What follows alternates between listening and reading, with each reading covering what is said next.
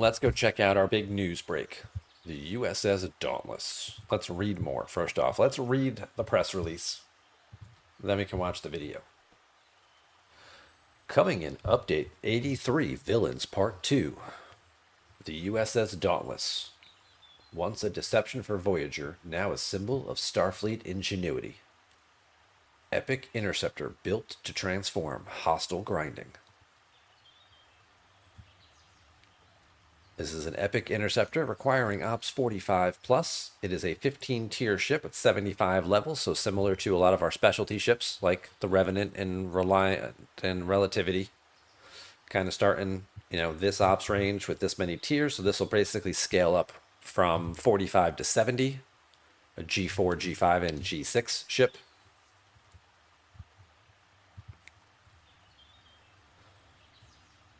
Day one sourcing will be available in the aggregation refinery. So let's go look at that particular. So this is this refinery. So somewhere in here, there will be a claim for it. Now, who knows what the restriction will be on it in terms of what level your building may have to be.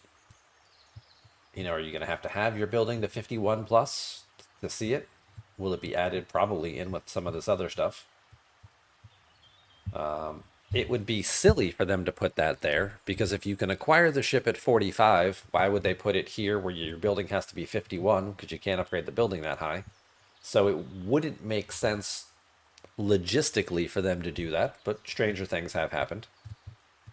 So most likely you'll probably have to have your building, I would say, to at least 40 plus to be able to start probably claiming the blueprints for it. So it'll probably be another claim, much like the stasis globe, where you're sacrificing the ability to advance, whether it's the building or the research, to get the ship blueprints, and that'll probably be a 100-day path, like the stasis globe is, 100-day path to unlock.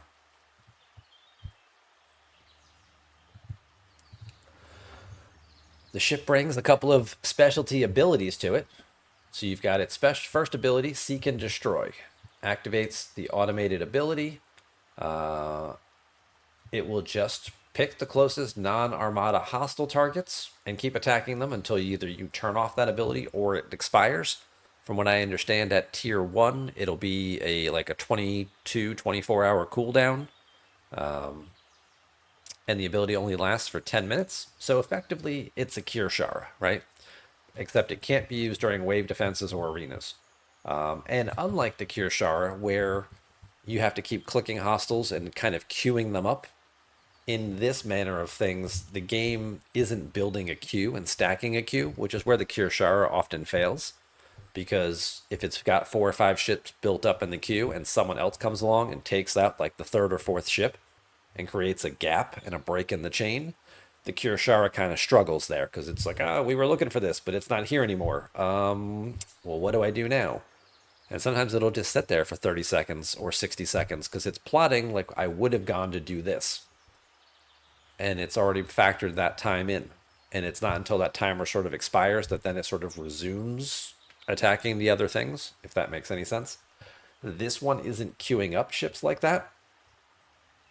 So this should make it a little more manageable, because it's just kill the closest target. Okay, that's dead. Kill the closest target. Okay, that's dead. It's not building a queue. So it has the potential. To work better. If the flippin' thing will just do what it's supposed to, it has the potential to actually be successful. Keep in mind, any of you who have the Cure Shara, this new ability here is likely to royally mess with that too. That whole thing is just going to get a little foobarred, because while the Cure Shara is active and you're flying around with your 5 or 6 queued up hostiles, this is very likely to interrupt and break your chain. And that's going to cause your Cure Shara to potentially glitch out.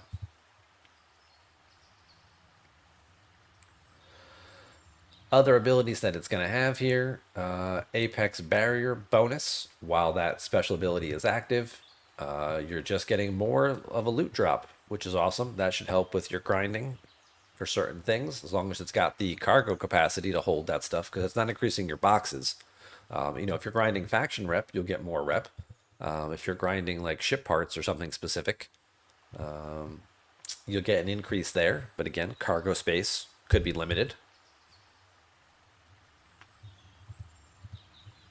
And what do we have for the aggregation plunder here? Increases reclaimed loot dropped from the new hostels. Okay. So more stuff dropped from the new hostels as well. Okay.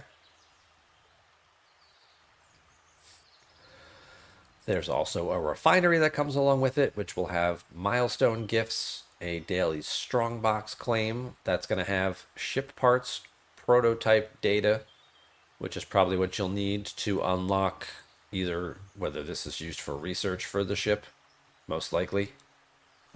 Seek and destroy activations. Okay, so again, you're going to be limited by a currency and a cooldown. I'm sure the cooldown will increase. Yep, there you go. At higher tiers, you can reach up to 4 activations per day, which would last for 30 minutes apiece.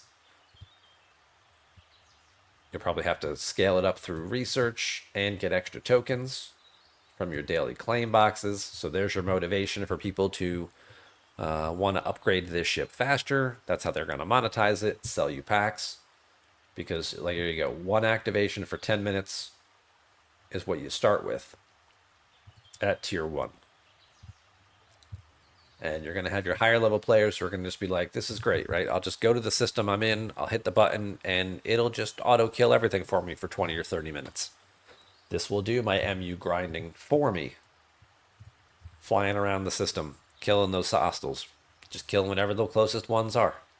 And I can just ignore it for 20, 25, 30 minutes, multiple times per day. I'm sure there are people who will spend to get this peace of mind. Assuming it works right. What if the ship hits something and dies? Game over, man. Game over, man.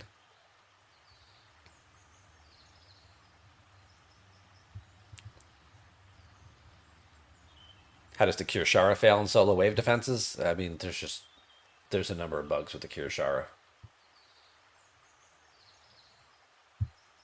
which is why I've never acquired it. So here you go. Here's the loop. It's got the ability. This is what it does. It gets you weapon bonuses. It gets you more loot drops, yada yada. You're going to exchange those loot, the common reclaimed loot in the Dauntless Strongbox for parts, prototype to upgrade research, tier up the ship to improve its abilities, and also get a jump drive for it. Okay, there you go.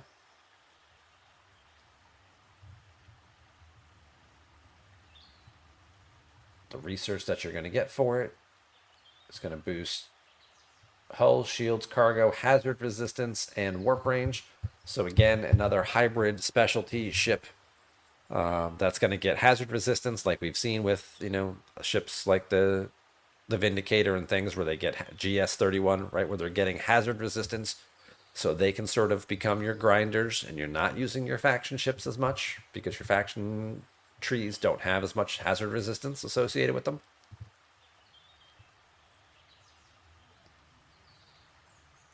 Yep, just let it auto set. Just know that it doesn't work there. Here's some recommendations. If you want to, for a loot crew, here's some recommendation for a crew. If you want to get more out of your loot chests, if you're farming something like, the Fatu Cray for the Saris event when that's going, or other types of events where the loot comes more from the chests and not from what the hostile actually drops. There's your Anorak's crew suggestion there. And then basically just letting you know that this is going to help alleviate your playtime. And then there's a video that goes along with it.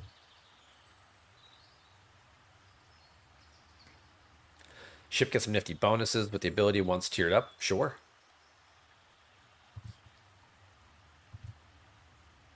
Okay, we're going to mute this. So let's see what we got. Hi, Beck. Good to see you. There's the ship. Looks just like we would expect it to. Coming out of the box. So we're starting off here. It's an Ops 45 ship. We're starting at about, for this particular player, I don't know what their test environment is, but hang on, let's see if we can't just look by comparison. That Coronar, if they were to build it right now, it would be 128. If I were to build a Coronar right now, Explorer,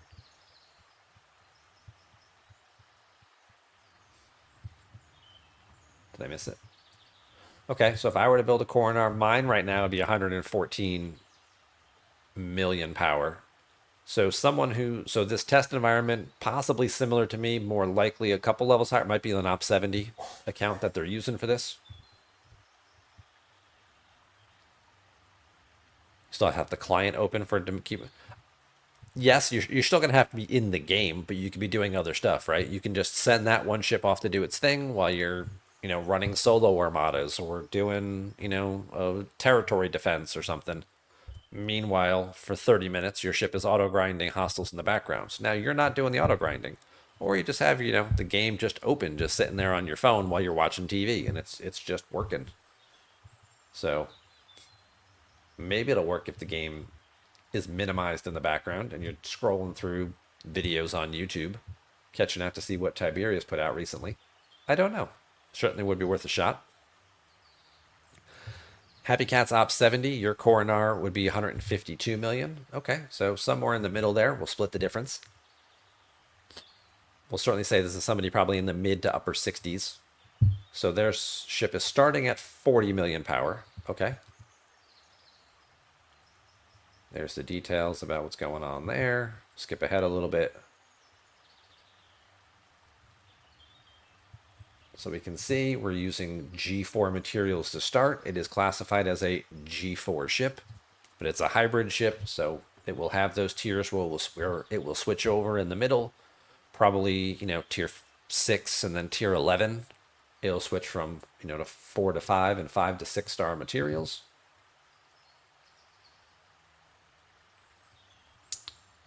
So let's just see what we got going on here. Activate, seek, and destroy.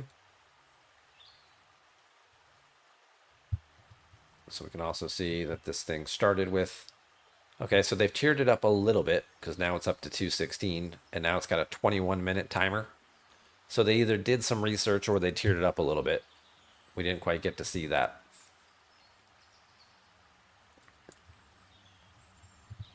But there you go. It's off and running. It's just going to kill a target. Seek and destroy is active, and as soon as that's done, bam, here you go. It's going to move on and it's going to kill the next one.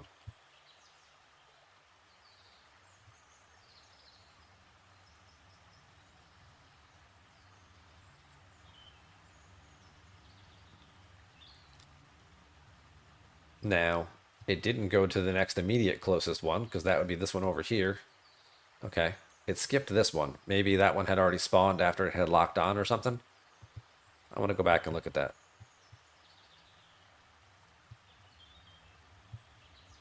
So there you go. So it killed this one right here.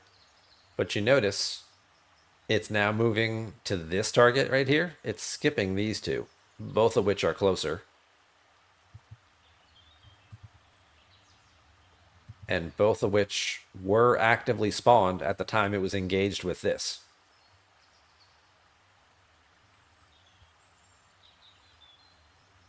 Rep event gone also. Well, that's not good. We'll get to that in a second. So there's already it failing in a test environment. I'm glad they put that in the video because it's already failed. Its primary target is to kill the next closest enemy hostile.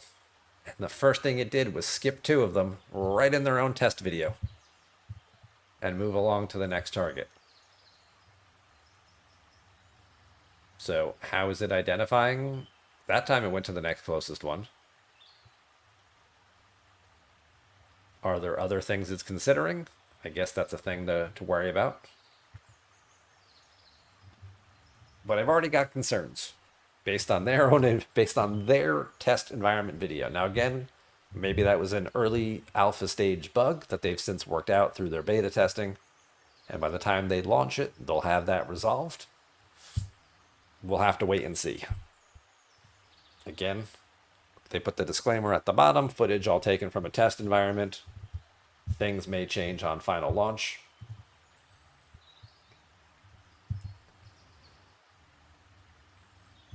All right, so what do we got here?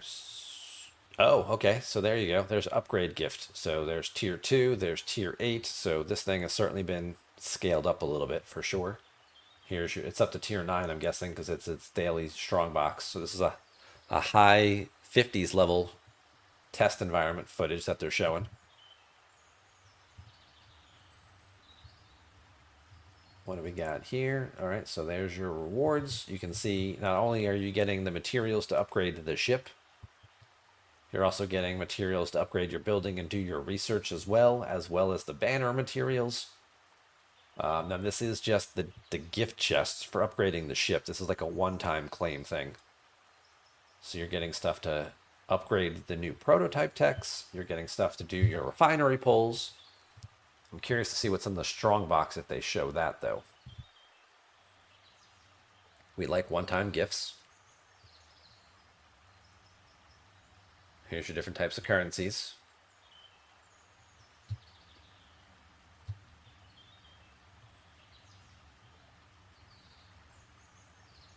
Yep, again, skip the hostile. Skip the closest hostile to go to this one over here. Now it's going back to it. It could also be a thing because it also doesn't look like it's flying all the way. So that could also be, you know how the Borg cube has that bug where things aren't always where they appear to be in the system? That could also be a thing that's going on here where it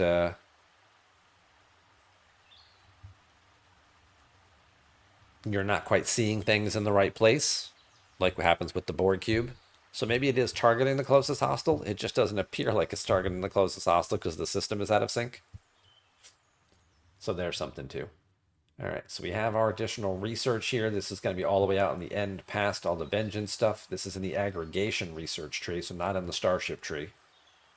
And then you've got warp range and cargo and bonuses for the ship itself. And then you've got something to also boost your seek and destroy ability.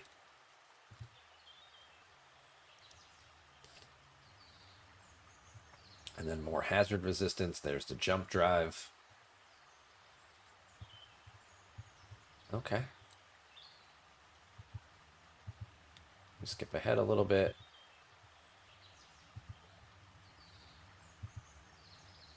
So this is what it does. It's just going around killing stuff.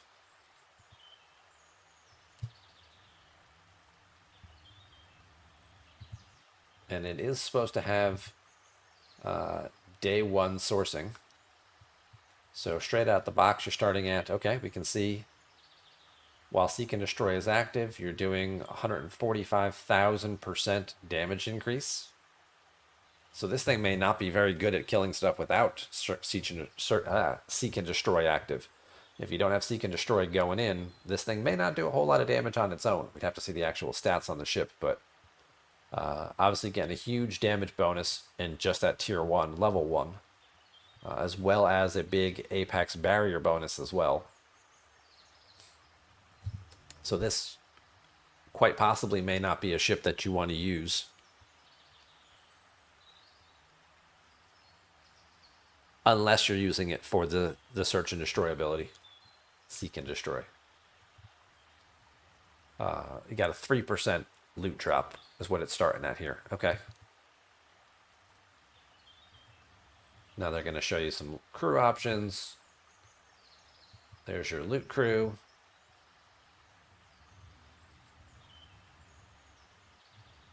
Obviously, we can't see stats or values or anything as to what it's actually doing here.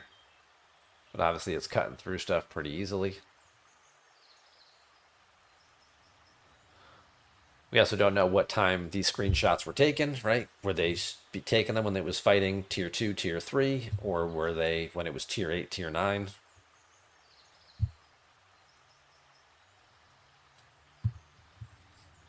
So there you go. All right. Well, thanks, Beck, for the video. Appreciate that, giving us a little bit of an insight into that. And again, we'll have to sort of wait and see how the ship actually works when it is released. Day one sourcing is supposed to be available right through the aggregation refinery. And again, it will probably take 100 days to unlock, similar to the stasis globe, would be my imagination. Which means you're going to have to start sacrificing, possibly upgrading your building or cutting out doing your research until you can get. I would stick with the building until you get to 51 because then you also open up the uncommon aggregation banner. So then you're getting more of the materials to start doing the pulls and things. And that might make it easier. So get your building to 51 as quickly as possible. And that should hopefully give you a little more opportunity to source the new ship quickly and easily.